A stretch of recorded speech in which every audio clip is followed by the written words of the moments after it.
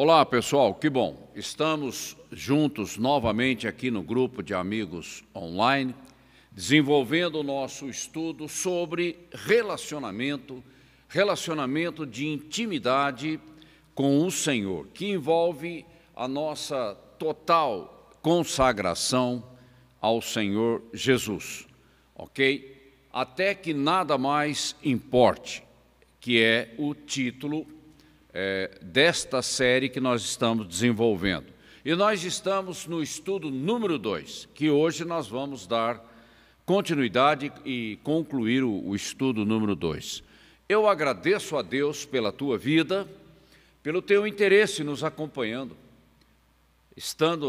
conectando aí os nossos trabalhos, graças a Deus. E eu peço a você que dê o seu like para melhorar a nossa notificação. Se você quiser, deixa seu comentário, ok? Isso é bom, porque ajuda a expandir o nosso trabalho para mais pessoas. E eu conto com a sua cooperação, ok? Vamos lá, então. O estudo número 2, nós estávamos falando sobre embriagados com o quê? Essa coisa que trava, que amarra a nossa vida espiritual. E a gente destacou a questão das distrações, que nem sempre é pecado, são coisas normais, de rotina, lícitas, mas que têm o perigo de embaraçar o nosso crescimento espiritual, a nossa vida espiritual.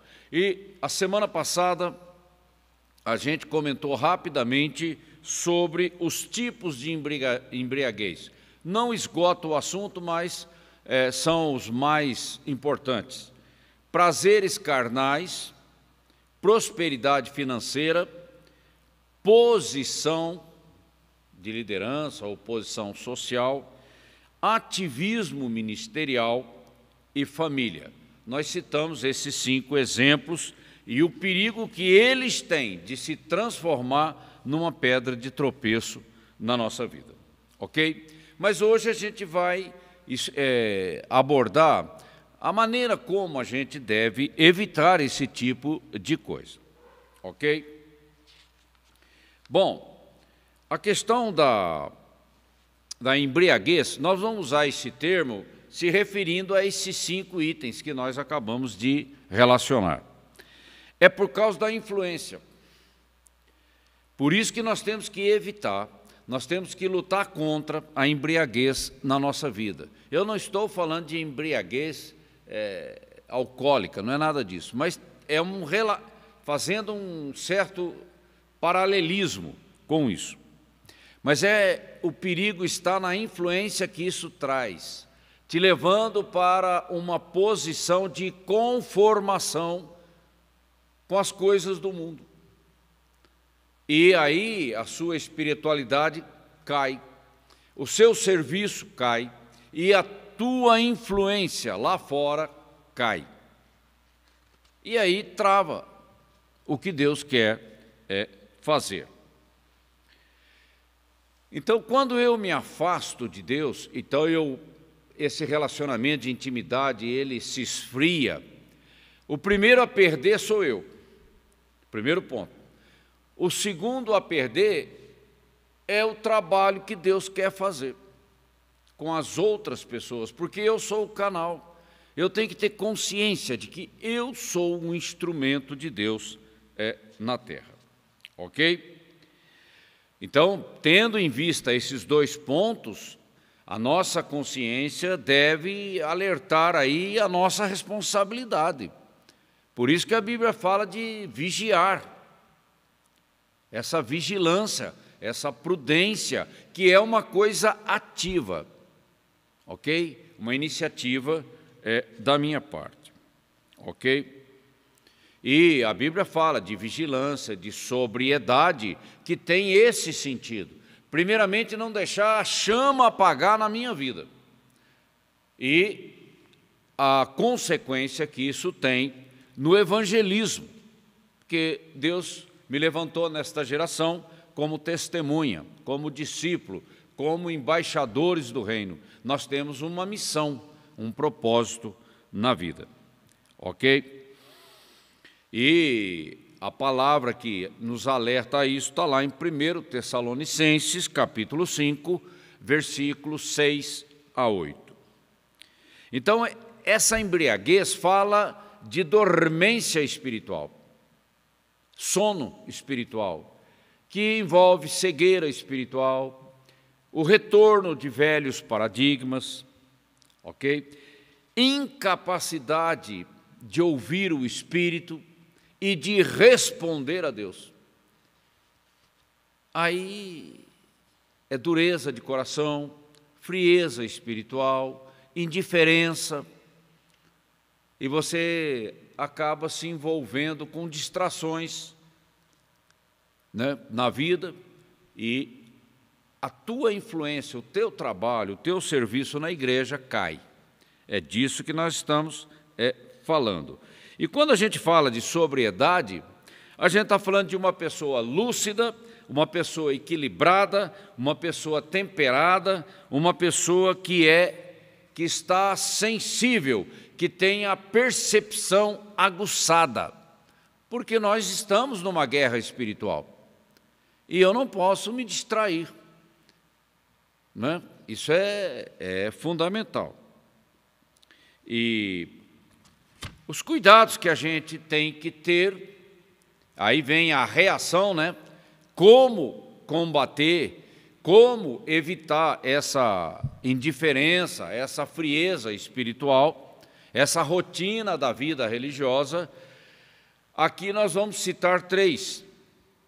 Encher-se da palavra de Deus. A palavra de Deus entra pelo meu entendimento e é gravada no meu coração. Nós já falamos sobre isso. Há uma ordem da atuação da palavra de Deus na minha vida. Porque a palavra de Deus fala de valores, de princípios, de posicionamento que eu tenho que ter. Então nós temos a importância da fé, o justo anda por fé. A importância do amor, porque a motivação correta é o amor de Deus agora derramado no meu coração pelo Espírito Santo que me foi dado. Agora é Ele que trabalha todo esse mover na minha vida. E a esperança da salvação, da consumação da salvação. Aqui eu estou falando da consumação da salvação, que é o corpo glorificado, que encerra a dispensação da Igreja de Cristo na terra. Mas, além desses pontos, eu ainda destaco 3 temas que a gente tem que trabalhar na nossa vida. Encher-se da palavra, a palavra tem que entrar dentro de mim. Encher-se do Espírito, ou seja, seja cheio do Espírito, é a chama acesa, e tempo de qualidade na presença de Deus. Aí fala exatamente de intimidade. Sem essas 3 coisas, fica difícil você manter uma vigilância, uma sobriedade que garanta o meu posicionamento diante de Deus.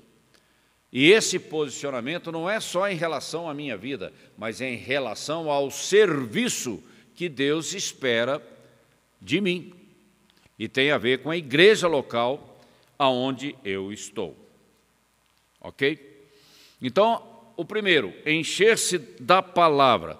Você tem que ter o hábito saudável de gastar tempo com a palavra de Deus, estudando a palavra de Deus, memorizando versículos, desenvolvendo a temática que a palavra apresenta, que são muitas temáticas ligadas à nossa vida espiritual, à nossa vida normal. São vários temas, doutrinas, e eu tenho que desenvolver isso, e é estudando a palavra. Por que eu tenho que estudar a palavra? porque paradigmas velhos no meu entendimento precisam ser confrontados e quebrados. E é pelo poder da palavra. O Espírito Santo usa a instrumentalidade da palavra para transformar o meu entendimento. Sem esse entendimento renovado, eu não vou conhecer a mensagem, o conteúdo da perfeita vontade de Deus que está expressa nas promessas. Porque as promessas são espirituais e elas estão registradas na palavra de Deus. Agora eu tenho que tomar conhecimento disso, crescer no conhecimento da palavra de Deus. E isso envolve uma iniciativa, uma dedicação da minha parte. Por isso que na igreja nós temos grupos pequenos, nós temos um foco muito forte no discipulado, porque precisa de crescimento. Você nasceu de novo, agora você tem que crescer. Entendeu? A criança nasce, ela nasce uma vez só e depois ela cresce. E é crescendo que Deus enxerga o meu potencial para servir o reino. Essas coisas estão todas ligadas e eu tenho que ter consciência clara dessas coisas. E Paulo, em Colossenses, capítulo 3, versículo 16, ele diz que a palavra de Cristo, a palavra de Deus, seja cravada, ricamente, enraizada no teu coração. Ok? É assim que nós crescemos, não tem outro jeito, não tem passe de mágica nesse assunto da nossa vida. E a palavra de Deus, ela mesmo diz, pelo Espírito de Deus, que ela é viva, que ela é eficaz. Como é que uma palavra pode ser viva? É porque a palavra de Deus, ela foi inspirada, ela foi preservada e ela é ungida, ela é energizada, vivificada pelo Espírito Santo. O Espírito Santo incuba a palavra de Deus em mim. Eu tenho que entender isso e, humildemente, aceitar essa operação maravilhosa do Espírito Santo dentro de mim. E quanto mais eu conheço a Bíblia, quanto mais eu estou firmado nela, nos seus assuntos, nas suas doutrinas, mais firme eu fico contra as ciladas do diabo. Agora, se eu não conheço a palavra, qualquer vento de doutrina, qualquer narrativa, qualquer espírito de engano me leva, porque eu não estou firmado corretamente nos assuntos da palavra de Deus. E olha que preciosidade que a igreja tem hoje. Nós temos a Bíblia disponível para todos. Não foi assim no início da igreja. Mas hoje você pode acessar pelo computador, pelo tablet, pelo notebook, pelo celular, ok? Na igreja você tem várias versões da Bíblia. Então, você tem uma riqueza de oportunidades, mas que às vezes você não está usando. E Deus vai cobrar isso, né? Porque a quem muito é dado, maior será a cobrança, né? Na nossa geração, claro. E a igreja se esforça por trazer a palavra ricamente ao corpo de Cristo, à membresia, àqueles que estão na igreja. Porque essa é a nossa missão. A grande comissão é pregar o evangelho a toda criatura e fazei discípulos de todas as nações. Fazer discípulos é discipulado, é trabalho. Não é só nascer de novo e continuar criancinha, bebezinho, pelo resto da vida cristã. Isso não tem sentido, não tem propósito, porque Deus quer te usar como canal. E Ele só pode usar um canal maduro, que é responsável, que domina bem a sã doutrina. Porque senão você vai ensinar o quê? Você vai pregar o quê? Que tipo de evangelismo que você vai fazer, se você não domina a palavra de Deus? E esse trabalho de liderança na igreja não pode ser entregue para pessoas neófitas, bebês espirituais, que não têm experiência, que não têm conhecimento, que não foram provados, por causa da responsabilidade do que é transmitido, porque você está exercendo influência. E é conhecendo a palavra de Deus que eu não vou me conformar com as coisas do mundo. Porque essa questão da purificação do Espírito Santo, da lavagem da palavra na minha vida, ela não é só você, vamos dizer assim, não praticar esses pecados escandalosos que estão por aí. É muito mais do que isso, ok?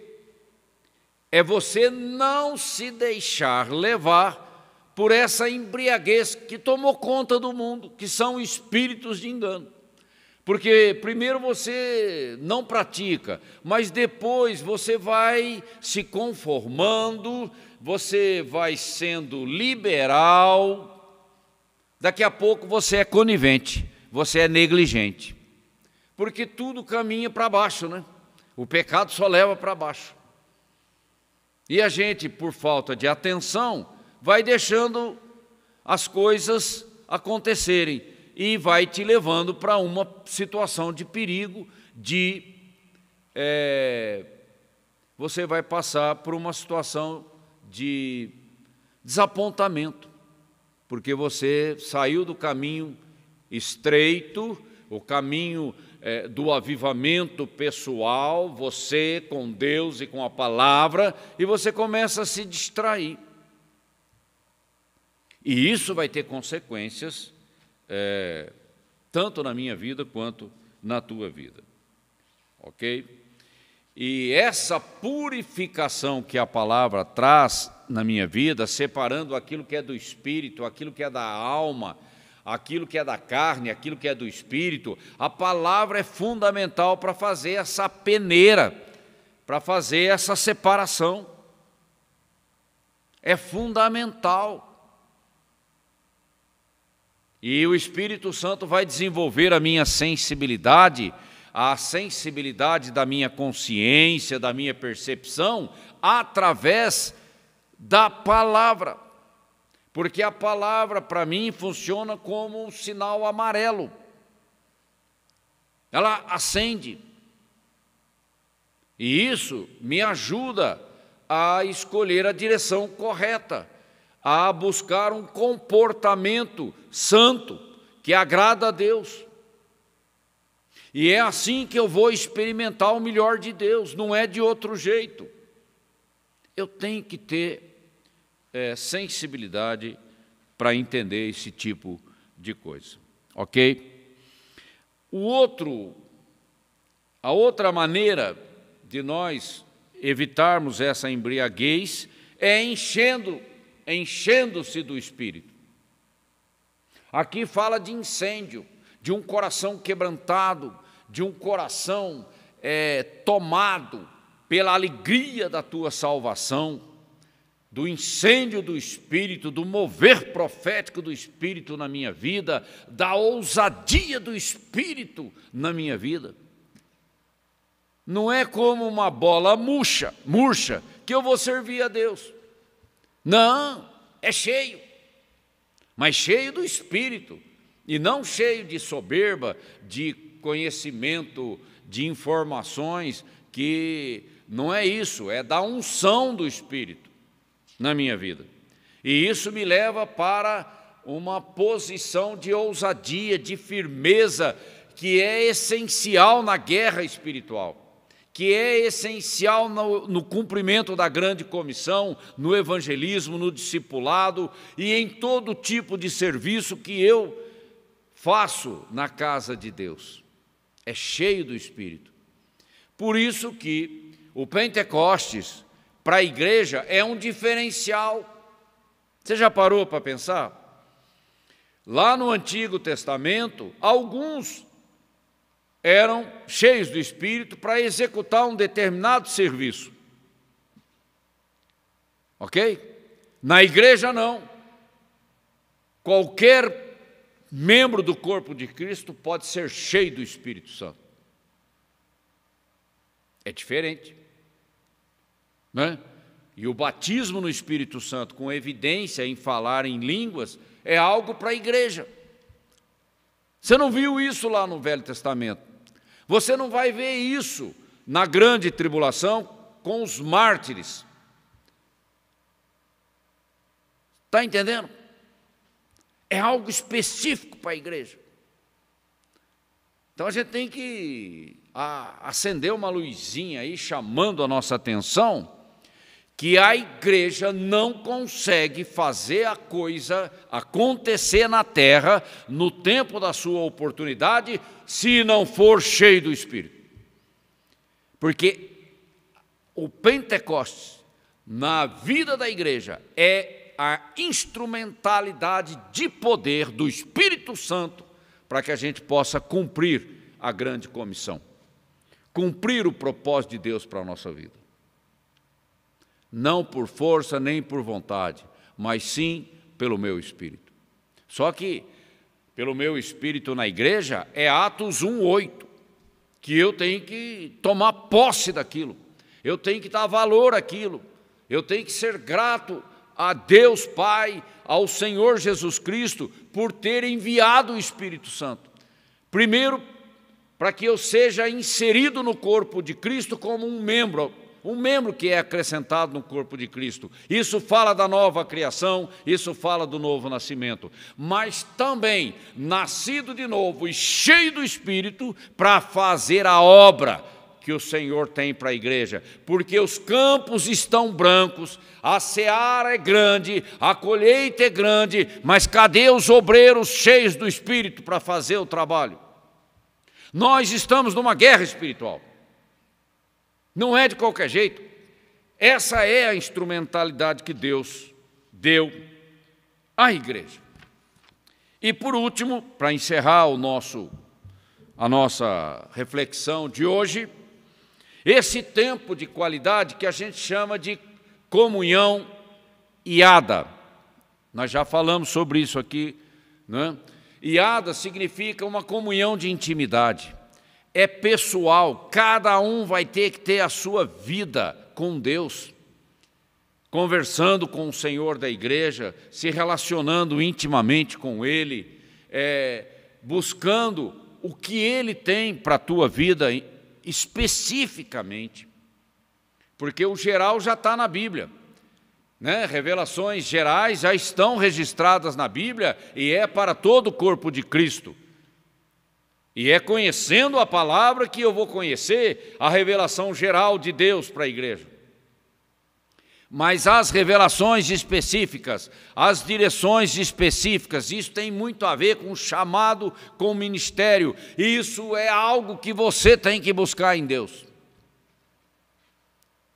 Caso contrário, vai ficar do jeito que está. Porque não tem coisa automática no reino de Deus, não existe.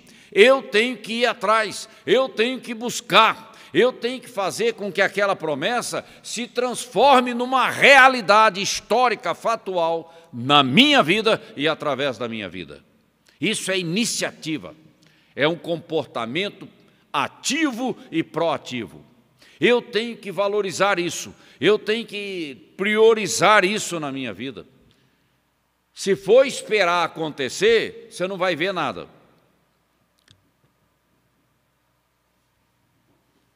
A coisa passa e você perde várias oportunidades que Deus foi dando a você ao longo do caminho e você foi perdendo por falta de interesse. Aí a embriaguez começa a interferir numa coisa importantíssima que Deus quer fazer na tua vida e através da tua vida. E não é no meio da agitação, não é no meio do povaréu, Não é sozinho com Deus, conversando com Ele, abrindo o coração, fazendo perguntas e esperando as respostas. E quando Ele falar, você obedece. Entende? É assim que nós caminhamos com Deus. E quanto mais longe eu estiver de Deus, mais embriagado, mais distraído eu vou ficando. Então, essa comunhão íntima, eu preciso dela para que Deus fale: Senhor, o que tu queres que eu faça? Qual é o teu chamado para mim? É o chamado dele para mim. Eu tenho que ser fiel naquilo que Deus quer da minha vida. Porque senão vai ficar uma coisa genérica. E Deus quer que você seja fiel no chamado, nas habilidades, nos talentos que Ele colocou na tua vida. E eu tenho que ser grato a Deus por isso. Então eu tenho que prestar atenção em toda essa estratégia que a Bíblia me apresenta. Estar cheio da palavra de Deus, ser cheio do Espírito Santo e desenvolver uma comunhão de qualidade com o meu Deus, com o meu Senhor, o cabeça da igreja.